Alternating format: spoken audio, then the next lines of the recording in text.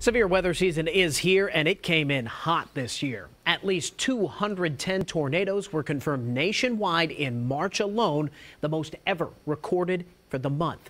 And one of the most devastating was this twister in New Orleans that hit on March 22nd.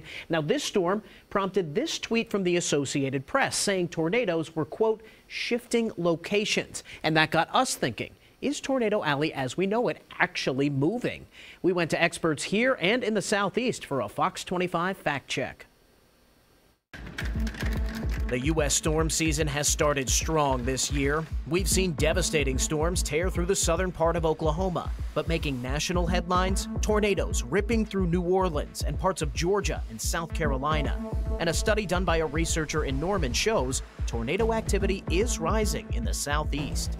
What has changed in the last, say, 40 years is there have been more tornadoes occurring in the Mid-South region and fewer tornadoes in sort of West Texas up through Kansas, the western part of Kansas. It's a trend meteorologists in the Southeast have seen. Thing is crossing 231 right now. James Spann with our sister station in Alabama points to a particular outbreak on April 27, 2011 that he says really grabbed people's attention. In my state alone, we had 62 tornadoes in one day, and 252 people died in one day. Now, to be clear, the South has always had tornadoes and severe storms, but Spann says they're seeing them more frequently and in places that haven't had a tornado in decades. It's actually something he lived through last year. One hit my house last year on March 25th when I was on the air. This was an EF3. This is a big tornado, and thank goodness, you know, my wife was okay and we had a lot of damage, but I live in a community that has not had a tornado since 1932. Brooks says it's hard to say exactly why they're seeing this shift. His research brought up the possibility of climate change and an eastern movement of the dry line. But Brooks also noted that while there has been a decrease observed in western Oklahoma, it's not a big one, only about 10% over the last 40 years. Put it another way, over the typical, lifetime of a human being, that means you have one more tornado close to you or one fewer tornado close to you. So what does this research mean for us here in Oklahoma?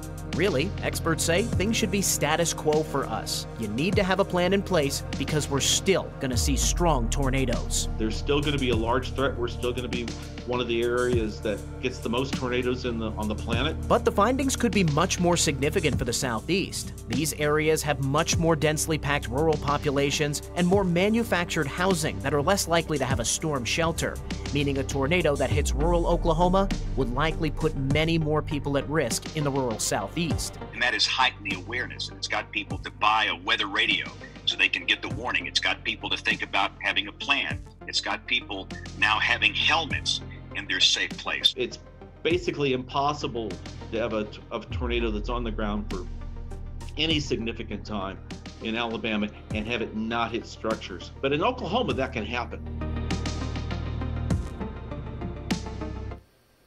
So is Tornado Alley as we know it shifting?